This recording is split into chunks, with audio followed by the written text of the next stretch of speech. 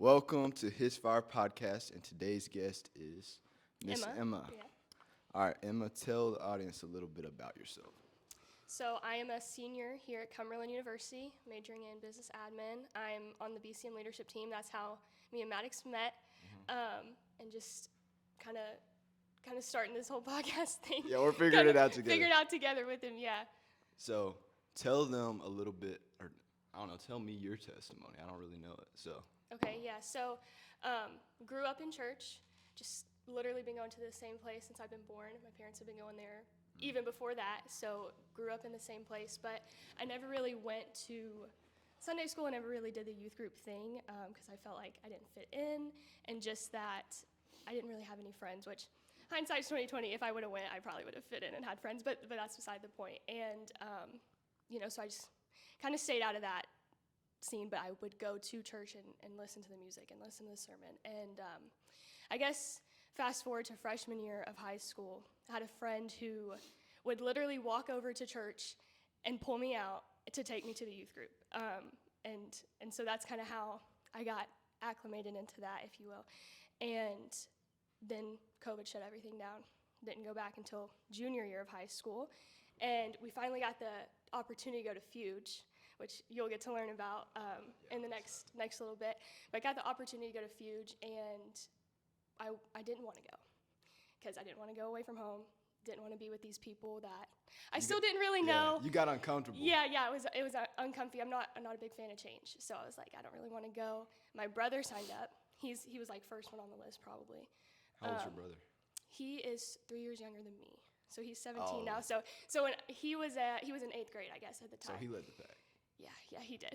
And then about a week before we were supposed to go, my mom got a text and was like, "Hey, we need a chaperone. Will you go with us?" And she was like, "Sure, why not?" Y'all got the whole crew. And then now I'm like, well, maybe I should have gone because they're going and I'm gonna know them, so that might be like kind of fun. It'd be like a family thing. Right. And but there were no spots left, and I was like, whatever, I'll go next year. But it was a couple days before, and there was a spot that opened up, and they were like, "Do you want it?" And I was like, "Yeah, let's go."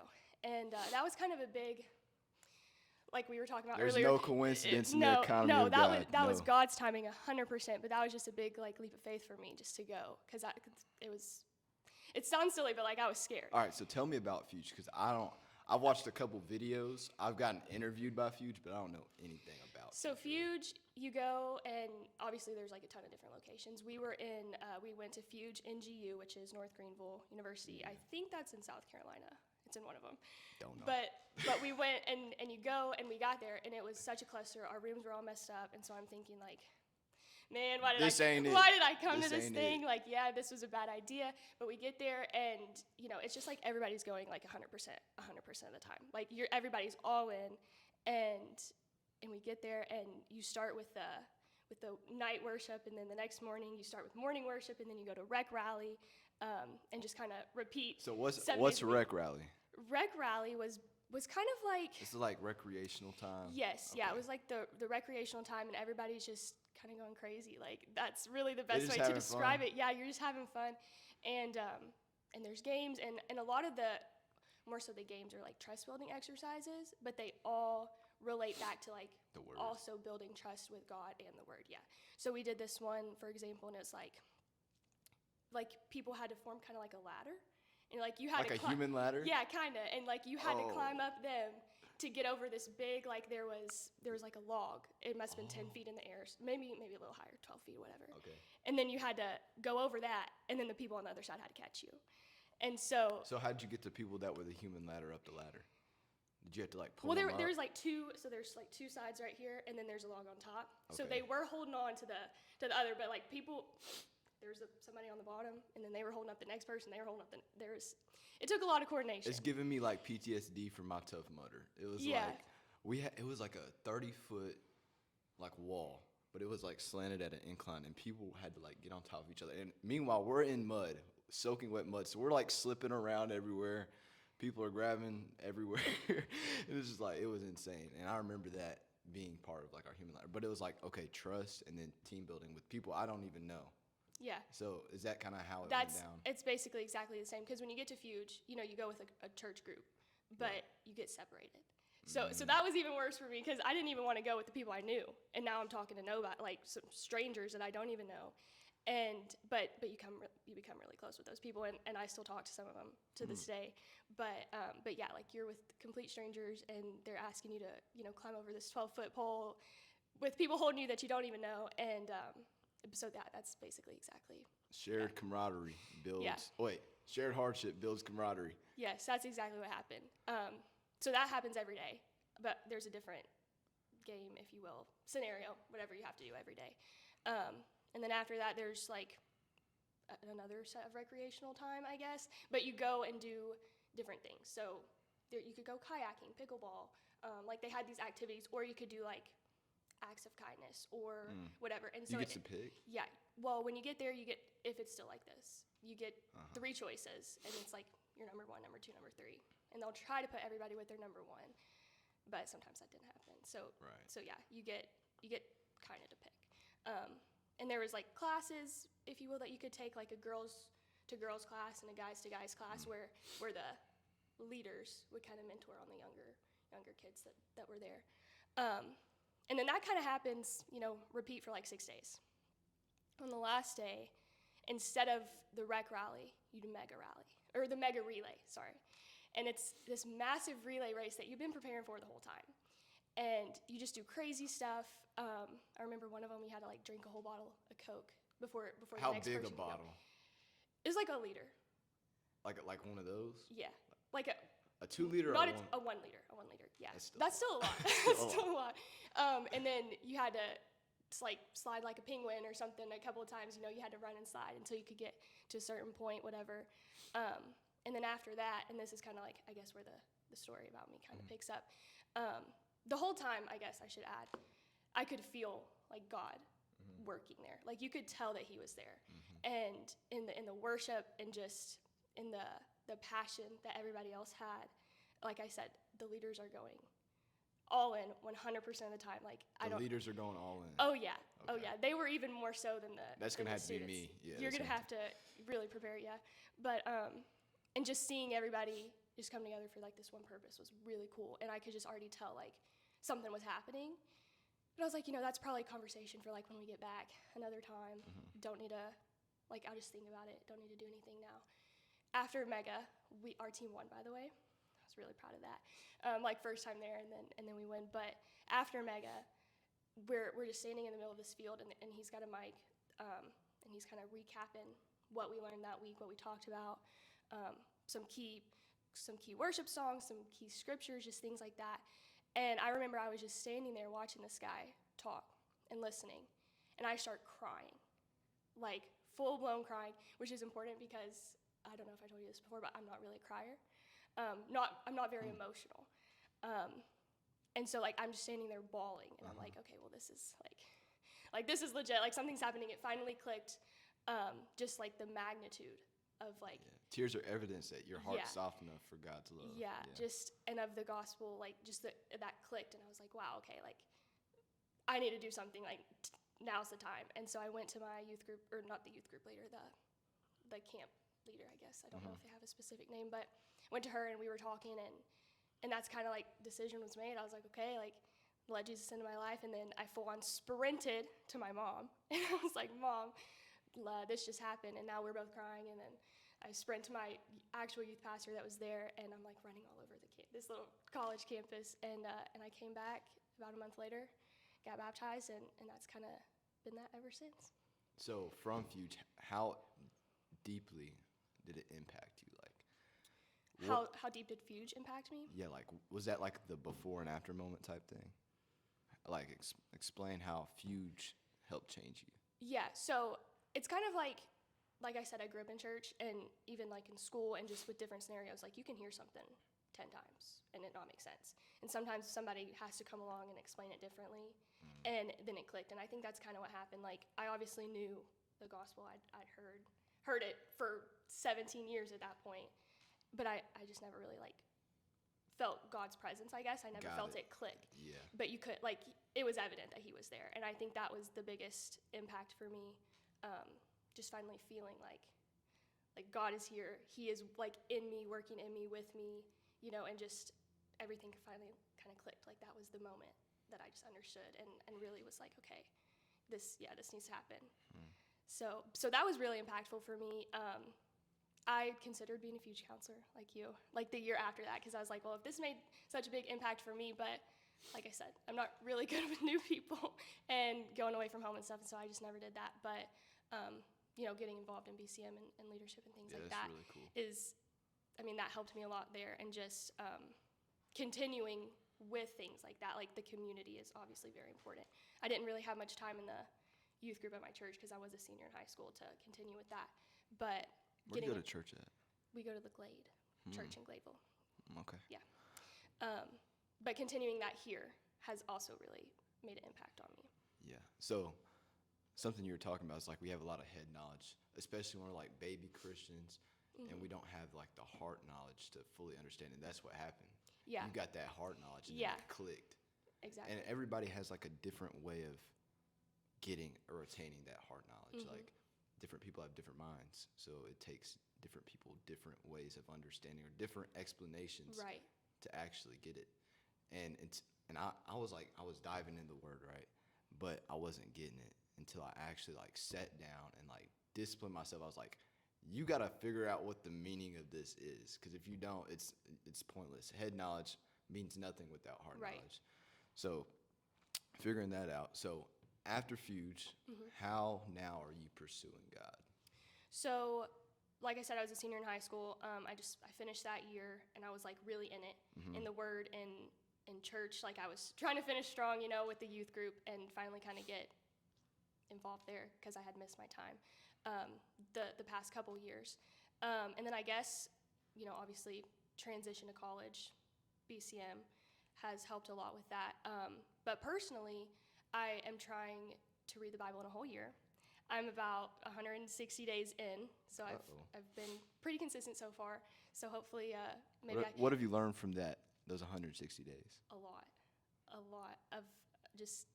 I've learned, so I started in the the Old Testament.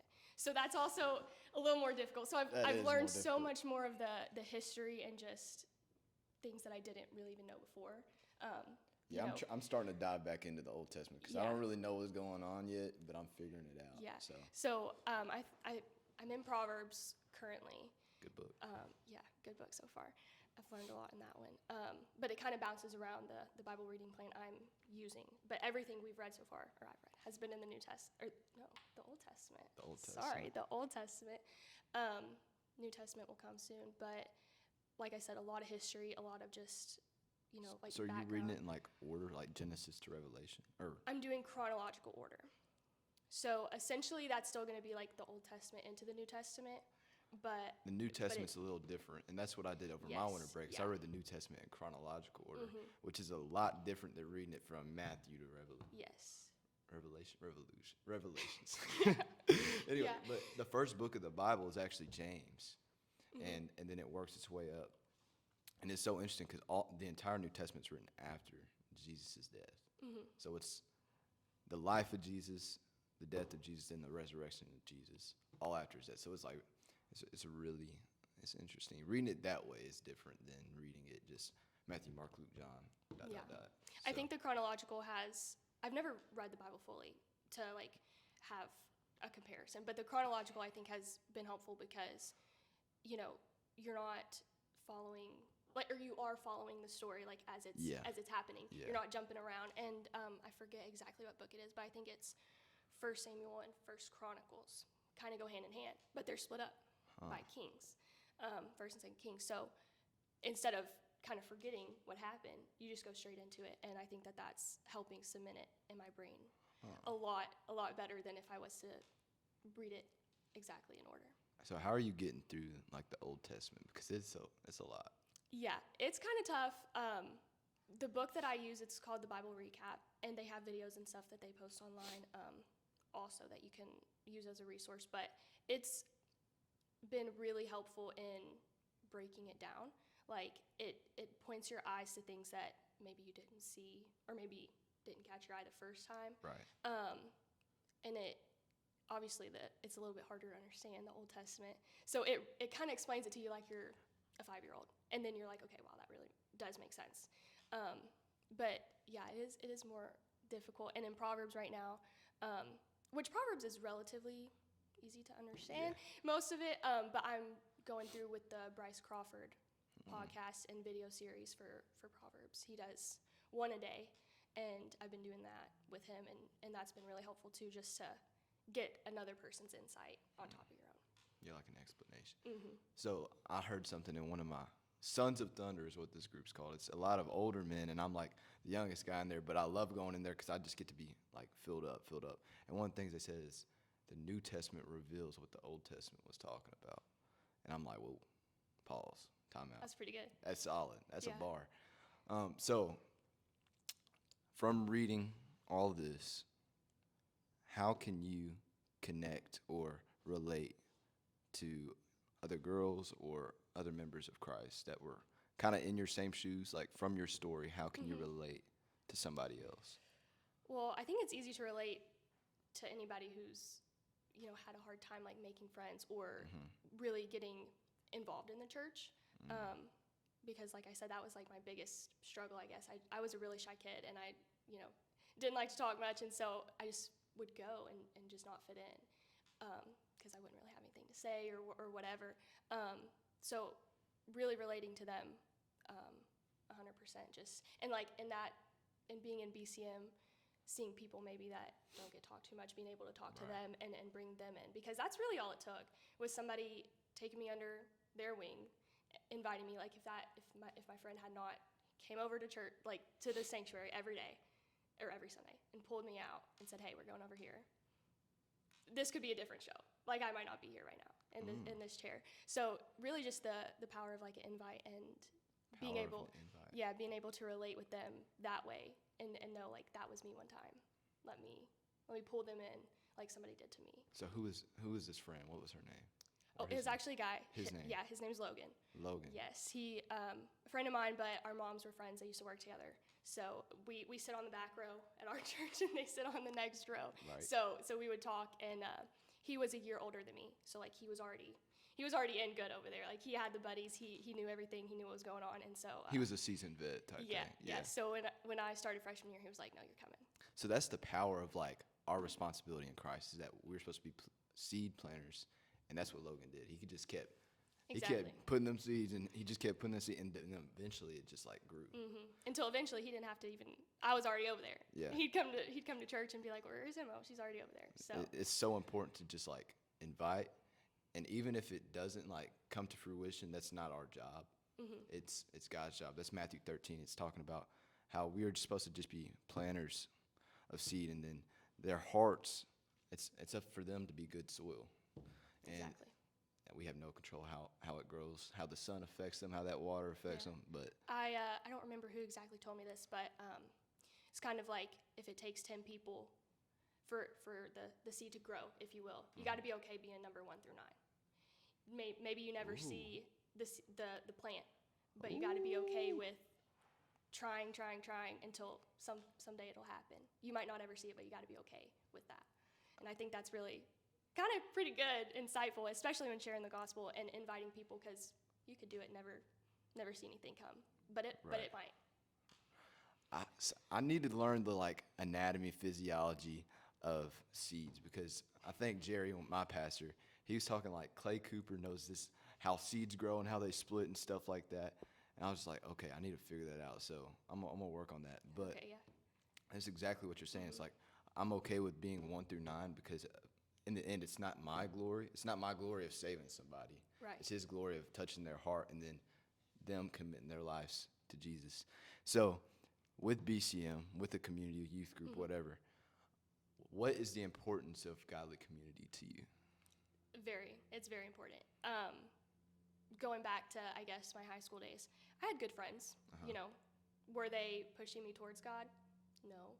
Were they pulling me away from God? No. Like I was kind of just. It was like neutral. It was just neutral. Like we weren't like running around getting in trouble, but like we weren't talking about God like me and you are right now, or like we do over at the BCM. Like, and so they were good friends for that season of my life. But being here now and knowing like a true godly friendship is crazy. Like the difference, and just how much closer I feel to God through them. The Bible says like, there's actually a verse in Proverbs. Come on. I think it's 13:20 if Come on. if I'm remembering correctly. But it's the wise will walk with the wise, and the companions of fools will become fools too.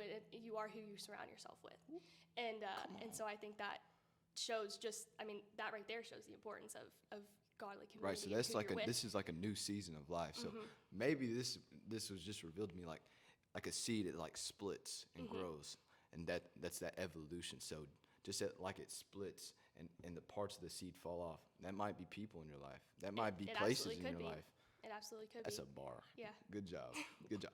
So explain what BCM is here at Cumberland. So BCM that stands for the Baptist Collegiate Ministry. Kind of what we want to do is just have community, godly community, just invite people. And like we're talking about the power of an invite, you never know what's going to happen when somebody walks through the doors over there or on a Tuesday night or whatever. But we do the lunches to try and get the community involved in the Tuesday nights. And really what we focus on is obviously spreading the gospel and Right. those godly friendships and things like that. But, we want people to come over there at any time and be able to feel welcome and be able to have somebody there to talk to. We don't want to be, a group that it's your first time here and we're like slamming you with all this biblical knowledge and making you answer questions and because then it becomes uncomfortable. We want to get there eventually, obviously. Even though uncomfortability is important. Yeah, we want to get there eventually, but we like to just make friends and then kind of make like a home here. A home, if you will, and then kind of let that grow as well with the friendship. And it's crazy. Since my initiation, I don't know, since I got here to Cumberland, and it was literally the first event y'all had. I think it was a hike. Did you go on that? I didn't know. Well, the hike. But that was our first event last year. Anyways, I met 3 or 4 guys: Kyler, Dre, Kyan, and Max, and then Nathan too, which is the director. But it was like, okay, there's something here. And then we just started jumping in the waterfall, and I was like, man, this is cool, and I could be around these guys. Like, it's fun. And they all had like different personalities through their relationship with God. But it's also like, okay, I need those different personalities to grow and evolve. Absolutely. So what are some of the things that BCM does to grow people closer together to God? Yeah. So going back to what you were saying, like I remember my first night at BCM, back like 3 years ago, and I thought the same thing. I was like, wow, I fit in here. Like you could just tell that everyone is so welcoming and they're not saying anything bad about you behind your back. Like you feel like you fit in. Like it's not like the other friends that I had, and you're able to tell like, wow, this is something really cool and really special that God is doing here. I didn't really expect to find that in a college campus, just because of the way that things are moving. But it's really special to have that. But what BCM does, obviously on Tuesdays, that's kind of on the lunches. That's like our Sunday. That's our Sunday. That's our Sunday. Yeah, that's like the best day of the week. It really for is. us, for other than Sunday, but best day of the work week, if you will, the school week is 100% Tuesday. I look forward to that all day, every day. I just know like I'm gonna go get lunch. Gonna it's see a these mandatory people, it's happening. Exactly. Gonna go to Tuesday night, worship, get into the Word, and have fun doing it, and become closer with these people. But obviously on Tuesday nights, as you know, but we do the worship music. I think that's really good. Don't forget the games. The games really bring us closer to God. No. I don't know. I don't know if they do. They bring us closer together. Yeah, 100%. They're fun. They're fun. But worship. Then. Yeah, worship. You haven't even been around for one of the worst games, but you'll see it this semester. It's bad. But anyway, it's not bad, but I personally hate it. But anyway, the worship. Our first night back. I guess it would have been your first time ever. This semester or last semester this year. I just remember, I just thought that was so cool. We were worshiping, and I think every single person in their own capacity had their hands up, right, was on their knee in some way. Like you could literally look around and see it like, wow, like we're on fire for God. And that's really cool. So that's a big part, especially because sometimes I think music resonates differently. It does. It really does. You know, you can hear something in a song and you can hear something through words, and sometimes it means more in a song, or you remember it more in a song. I'm that way. Right. I can go back to songs better than I can maybe what people have said in the past. It's that Holy Spirit. The Yeah. Pentecostals got it down. I'm not gonna lie. So yeah, go ahead. And then we have the sermon. Right. You know, last semester we did a great book It was series of James, and Yeah. I thought that was a really good one to pick from. That was really good. And I think through that, we got a lot close. At least for my small group. Yeah, me too. I can't speak for everybody, but for me and my small group, I could just tell like we were really drawing near in that book and learning a lot of really practical things too. That it's not necessarily history and stuff in that one, but a lot of practical things we can use in our daily lives to bring us closer to God. And then the small groups are always awesome. Just getting to really, of course, with the BCM, you're there with everybody. Right. But when we break up into small groups with, I think ours is the smallest one. We have like 10 people. But we get really close. I think we had like 6 or 7. Did it again. I did it again. Come on. No, but with that, we're really able to get even closer and intimate. to have much deeper conversations. And I think that's where a lot of the, I don't want to say real learning happens, but the debrief, the digestion. Yeah, that's the digestion. That's a good word, where it really kind of like sinks in and hits, and you're like, okay, wow, yeah, that was good, or this was good, or that means this, or whatever the case may be. So I think that's really probably the 3 biggest things, you know, other than relationships and invites and hangouts outside and things like that that BCM does. So I'm gonna add on to that. Go back to this like being around godly community and fire. It's like, okay, you got sticks, you got different sticks, and some of them are on fire, and some of them are a little colder, and they need a little light. I see where you're going. So This is gonna be good. when you all get together, you're gonna build a fire, and as you add more logs and add more sticks, that fire just grows deeper, and that's a replication. Wait, I'm not saying that right. Yeah. Representation. Oh, there we go. Representation or symbol of like our godly community being on fire for God, and that's what BCM really is. Absolutely. Yeah. So I want to do a debrief from last Tuesday night where we started a new series called Single, Dating, Engaged, and Marriage. And it's so cool because I've already listened to this podcast or series, and it's really interesting for college students because in the next 10 years, we're about to go through 4 vastly different stages. So let's do a little debrief from Tuesday night if we remember anything. So Yeah, I remember. Like you're saying, I think it's really important for college students, especially because we are going to be making these crazy decisions over the next couple of years. You know, not crazy bad, but just like they're gonna change our lives. Yeah, impactful. That was a better word. But I think also with the way that people our age are now, especially in college, there's this we've normalized hookup culture, and especially with TV and stuff now, and cheating, and just you know, how society is changing. These things, all of these things that I think this series is really going to be good for us as college students to, you know, lead us away from that in a society that's saying that's okay, but also to help us navigate that in a way, because it's hard, and it's a weird system.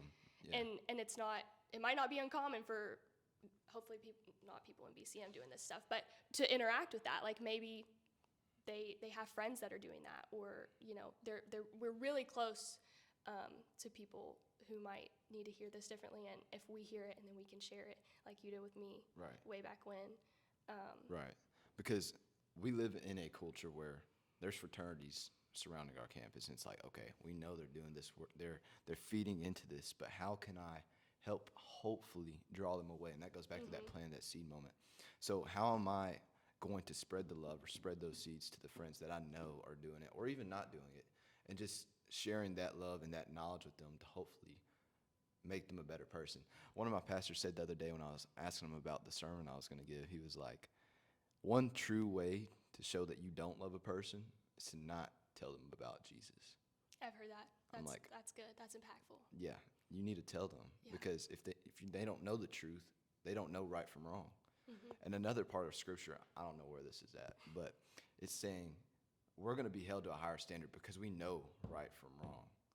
they don't necessarily know right from wrong. Right. But we do need to know right from wrong so we can grow closer to God. Yeah.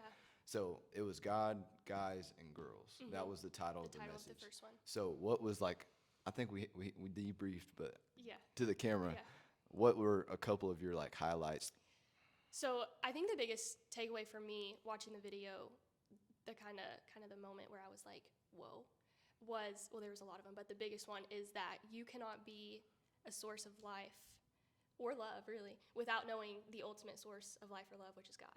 And that really kind of hit me, because then I was thinking back to like previous relationships or friendships I've had, and you can tell the difference between who does and doesn't know. And then like in my personal life, I'm like, well, could other people tell the difference with me? And I'm thinking about that, right? Like pre and before I knew Jesus and after, and just differences there. But I think that's really good, especially not even only a dating relationship, but friendships too. Yeah.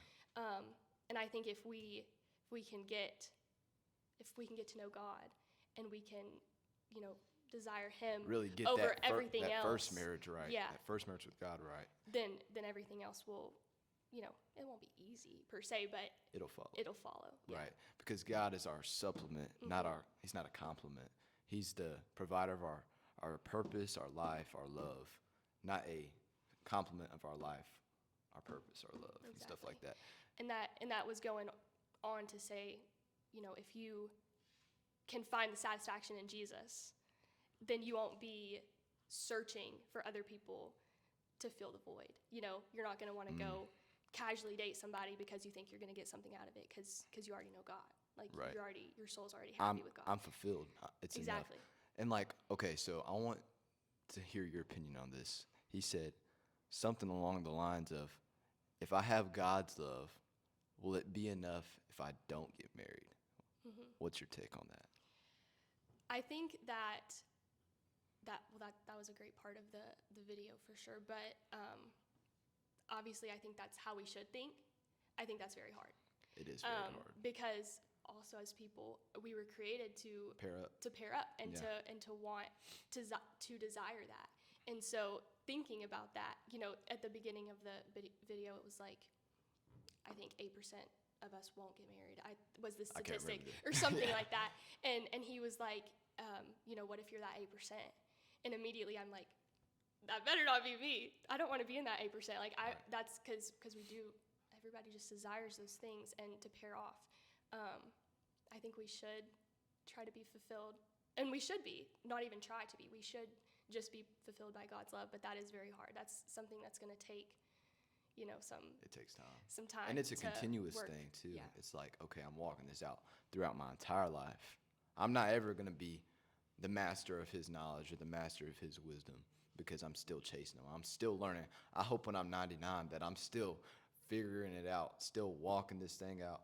But hopefully there's a wife next to me. But how do we navigate those early on relationships? Like, okay, I'm going to accept the season of singleness. I'm going to chase God's purpose for my life, which could be this podcast, which could be content creation, which could be just telling another person about God.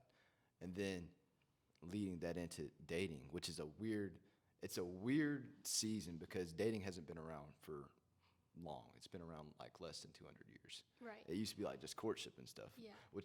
So we don't really know much about dating. We don't know how to navigate dating, because it's hard, because okay, am I going to text this person, and how are they going to respond to this? How are they going to interpret this and stuff like that? It's just really, really weird. So I'm trying to figure out, how can I love this person from God's love for me? Does that make sense? Yeah. I think we were talking about that in our small group a little bit, just the confusion that comes with dating, and just because it's so evolved from, like you're talking about, the courtship of years and years ago, because now there's like this, are we talking, like, what does this mean? There's like we got to be texting for X amount of time, then we're talking. Whatever. Yeah, and it's just so confusing, because it's like, do you or don't you? Like just put a ring on it. Exactly. No, I'm just kidding. I'm joking. Pick an answer, like pick a lane. But I think he said this, if he didn't say it in the video, we pulled it from somewhere else. But it was like, you have to know where you're going what you're talking about, like your purpose. Like you have to know what you're doing before you drag somebody along with you. Because if you don't know like where you want to get to, they could pull you away. And so kind of knowing that, I think before, and obviously being, I'm forgetting the word, but being all in with God and knowing your relationship with Him before dating. Because is important. It's that first marriage. Exactly. It's the most important thing. So knowing that, and then but like you're talking about, it's hard because there's all this. It's like unnecessary. I need somebody to fulfill my soul and just make that, like fill that void or whatever he was talking about. But another thing Ben Stewart's going to say in a later series, he's going to okay, there's 7 standards that Christian dating must have. Mm-hmm. Here are the 3 must-haves, non-negotiables. It's 1, are they Christian? Are they claiming Christ? Are they claiming to know God? And then 2, are they pursuing Christ? That's a big one because we have a lot of Christians who are claiming Christ, but living totally different lives. Exactly. And then the last one, are y'all equally yoked?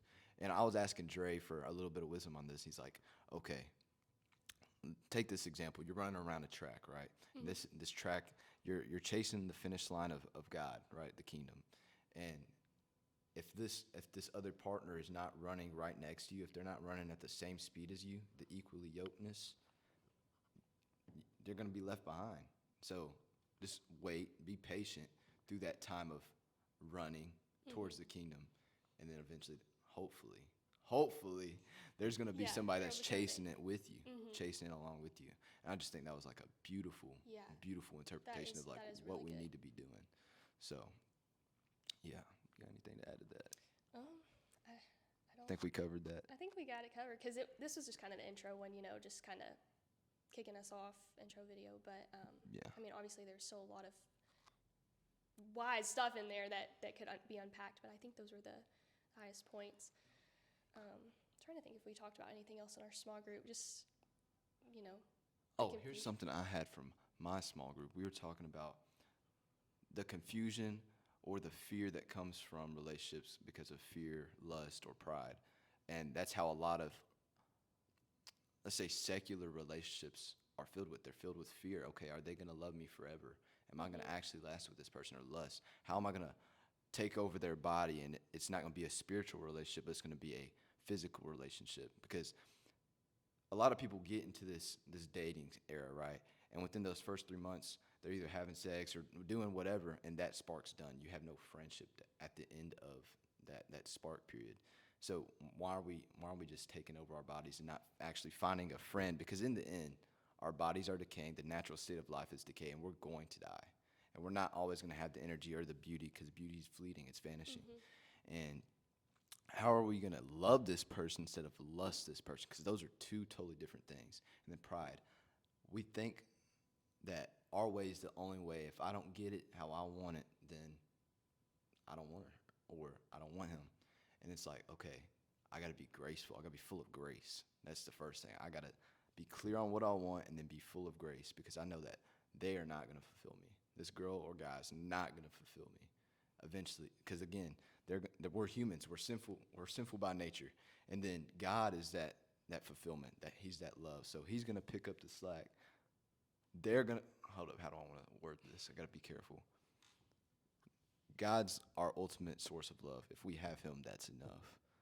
These other blessings, these other condiments or compliments are different parts of like the burger. And that's just one of the things. A wife, a godly wife, is just a complement of the blessings that God will give us. So. Yeah, I think that's good. We also, while you're saying that, talked about in our small group how you have to know who you are within Christ too, because nowadays either we want to change ourselves to feel like we deserve somebody, or we get with somebody who wants us to change because they don't like us for who we are. And that's where it kind of gets kind of dangerous, because you're not on the right path anymore. You're falling away from who because you your should identity's be. not in God, it's in this false identity of what this guy or girl wants me to be. Yeah, you're getting on the wrong path at that point. And we were talking about that a lot too, just standing firm in your relationship with Christ and who you are in him, And if it's not enough, it's not else. enough for them. And that's okay. Yeah. Walk You away. can't be everybody's cup of tea. You just, it's not gonna happen. So, I think that's really important too, especially nowadays when it is the lust culture and just hookup culture, whatever you want to call it. And whatever, that's really important. And Scripture talks a lot about sexual immorality, especially in like 1 Corinthians 6 and 7 again. But it really is 1 Corinthians 6 and 7. He's talking to the church in Corinth about sexual immorality and how this sin is the only sin that's outside. Every other sin's outside the body. Sexual immorality is inside the body. Yeah. And it really does rip you apart. Because when you're engaging in sex or whatever, there's literally a bond, because it says two will become one flesh. And the Bible has the wisdom, God has the wisdom to know that we are going to be connected. And there's science behind that. There's like, okay, there's dopamine going off when skin touches skin or whatever, but don't engage in those actions or those relations until you know it's right, because that's why there's a covenant. There's a marriage covenant. Those are supposed to be for the marriage covenant. One thing that Ben Stewart says is you're either a brother and sister of Christ, or brother and sister in Christ, or you're married, you're husband and wife. There's no, this in between is really, it's a really gray area that we don't have. This, all right, you're a brother and sister in Christ, you're courting or you're dating, or you're married. There's no really in between, because this dating culture we're in now, it's like, okay, I'm gonna get certain privileges of this relationship without certain responsibilities. Okay, I don't gotta pay for their bills or take care of them or love them or be there for them when they actually need me, but I can have sex with them. It makes no sense. That's why the Bible instructs us to have a covenant, and then those responsibilities are now ours, and those privileges are now ours. But now over here, brothers and sisters, that takes a lot of weight off, a lot of pressure off dating. We're like, okay, I don't have to be responsible for you yet, or I don't also get the privileges of you yet, and that's a sacrifice. So just taking that into account when we're evaluating who we want to be with, because all dating is an evaluation process. Are they fitting me? Are they fitting God's character for who he wants in my life? So Exactly. Are they checking all those 7 boxes like you're talking about earlier? right. So do the first 3. Yeah, you said the first 3. The last 4, which are like chemistry. So the first 3 are character, and the last 4 are chemistry, theologically compatible. Catholics and Baptists are 2 totally different things. So when it comes down to the major questions of what God wants for our life, that's going to be a big problem. Another one was philosophically compatible. Are y'all on the same mission? Are you going on mission trips? Are you going to be a Bible study leader at Fuge camps? Or are you going to send people to missions? Those are 2 things as well. And then are you socially compatible? Do you like hanging out with this person? Ben Stewart was talking about, what was he saying?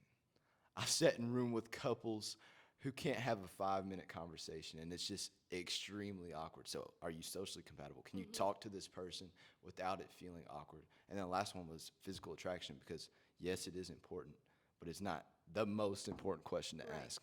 Are they a Christian? Are they pursuing God? Are y'all equally yoked? And then you go on from there. Yeah, that's really good. That was a bar. Good job, Ben Stewart. I need to get the book. How much is the book? I don't know. I'm going to ask Nathan. We got ours for free. I'm going to ask Nathan. I'm going to text Nathan. So, what's something else we can talk about and kind of wrap up with? So, do you have anything on your heart that you just want to share to somebody or someone that you think like could learn something from you, if that makes sense? Yeah. When you texted me that, I had one thing that popped into mind. So I'll probably just go with that. Let's go. I think this has been really impactful for me. But I went to Passion 2 years ago for the first time. Same thing happened. God's timing is literally crazy. Like, he knows exactly what we need when we need it. But a couple of my friends were going, and I just missed the cutoff. I didn't get to sign up in time. That's crazy. And one spot opened up literally the day before I paid to go on this trip. And the next day I'm like, okay, I'm leaving, like, I'm going on this trip, We went to Atlanta, went to Passion, and that was so, like, Passion is so cool. Like, if you ever get the chance, you should go at least one next time. year. I actually don't know where. I'm hoping for a Nashville Passion, because that would just be perfect. That would just, like, we're here. I don't even have to get like a hotel. Exactly. We can just drive there. But I don't know where it's going to be at this year, so we can fingers crossed, Nashville. Yeah. But went to Passion, and I'm pretty sure it was Jonathan Polkluda don't know if you've ever listened to him, but he was giving one of the talks one day, and he said something, and I was like, whoa. I was like, that's kind of good. And it was, your heart is going to crave what you feed it. And so the example that he used, and this kind of hit me even harder because he used Taylor Swift as an example, and I would consider myself a Swiftie. So I was like, okay, like, now I got to listen, like, what's he fixing to say? But he was saying, if all you listen to all day, every day is Taylor Swift's music, right? Of course you're going to be sad and heartbroken and depressed, because what does she sing about? Sad songs. Sadness, depression, heartbreak, right. Like cheating and all these things. So that's what's going to happen inside you, because that's all you're feeding yourself into. And this kind of goes back to the, you are who you surround yourself with. It's not only with music. It's music, movies, books, friendships, literally anywhere you can get this media that you can feed yourself in a way, feed your soul in a way. You're gonna crave what you feed yourself, and I think that was really good, that analogy. And he just said, you don't got to cut out everything. Like, I still listen to Taylor Swift, but not as much. I know my limits. Yeah, exactly. So your heart will crave what you feed it. Say that one more time. I hope I'm saying it right. But yeah, your heart will crave what you feed it. So that's what we hear, what we listen to, even what we eat, because gluttony is in the Bible, and it's talking about that too. So who you're with. Yeah.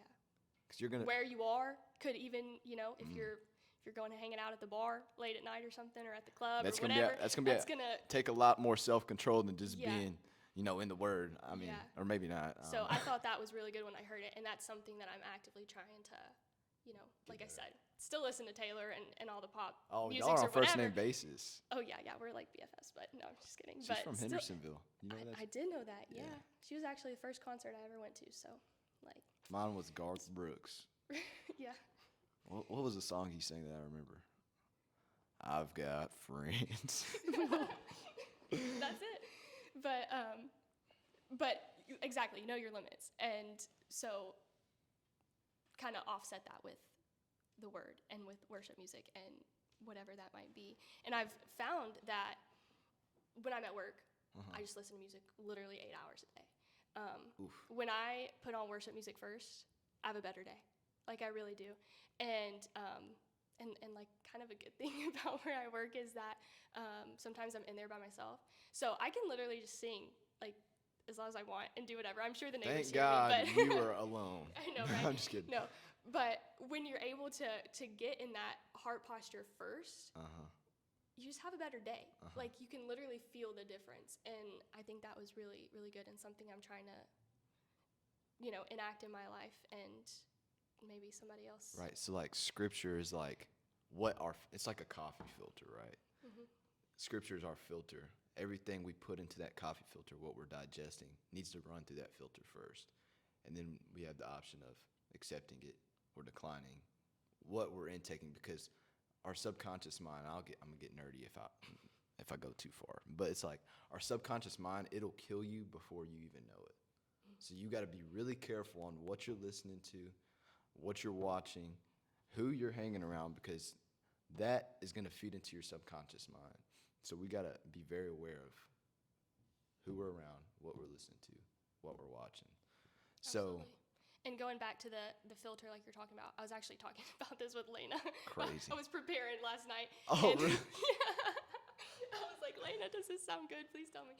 But and she told me what they were talking about in their small group from Tuesday. And it was like, imagine whatever you're listening to, whoever you're hanging out with, whatever you're watching, et cetera, et cetera.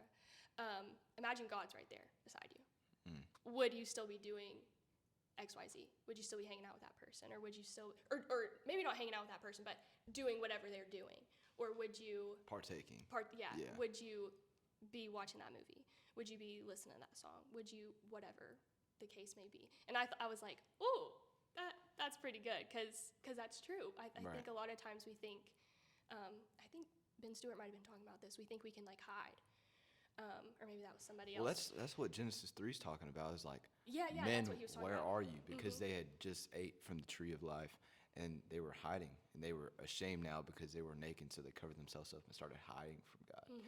He knew where they were at. Yeah. He was saying, like, where are you? Like, you're hiding from me. But it's like a kid and his father. They're in the house and they're playing like hide and seek.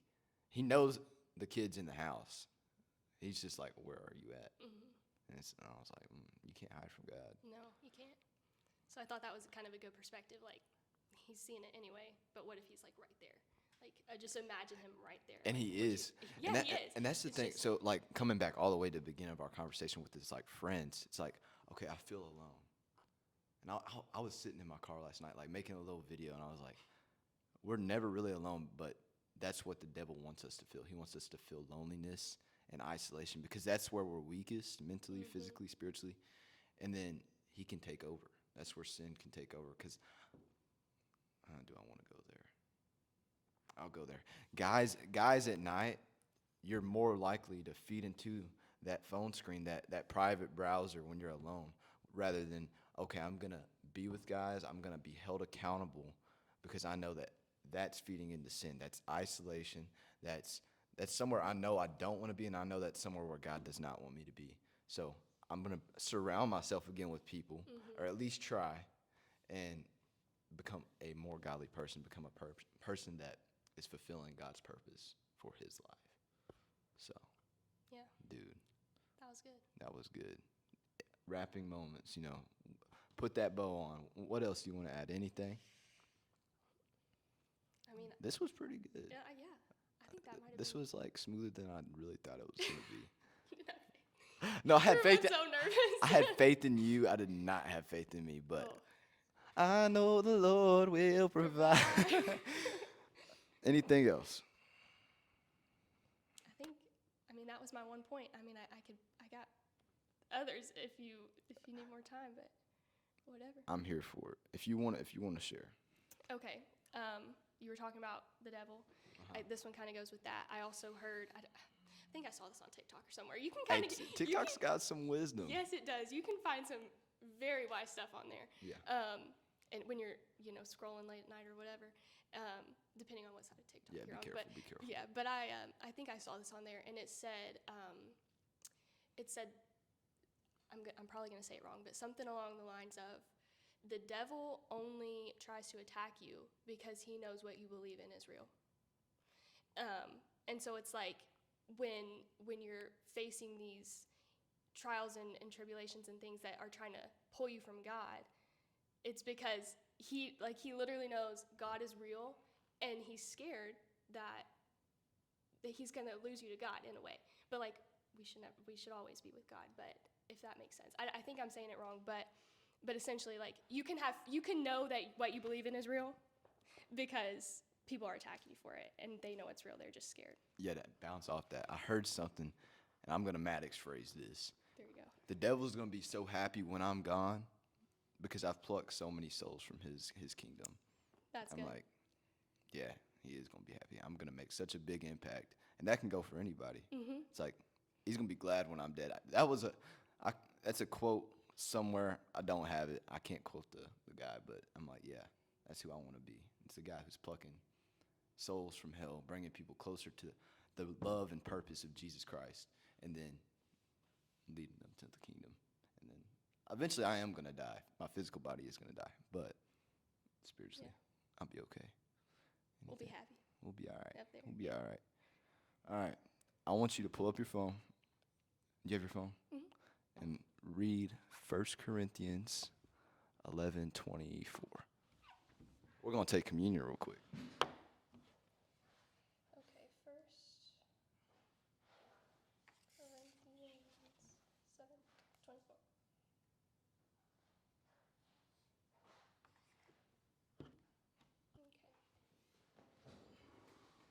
Just that one verse? It's like 24 through 27, I think. Oh, okay.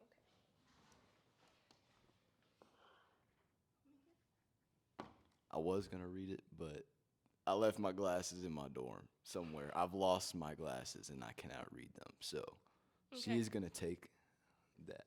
1 Corinthians 7:24 through 27. Is that right? 11. Oh, 11.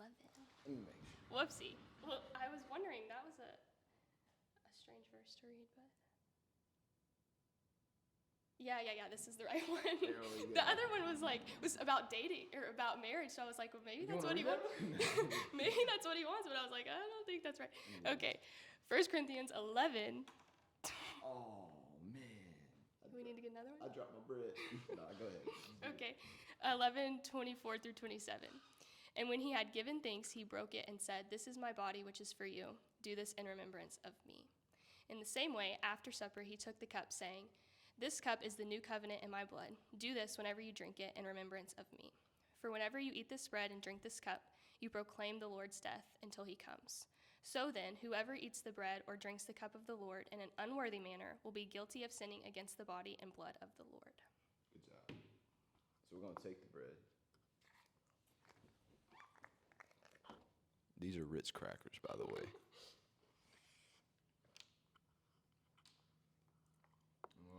Drink the blood.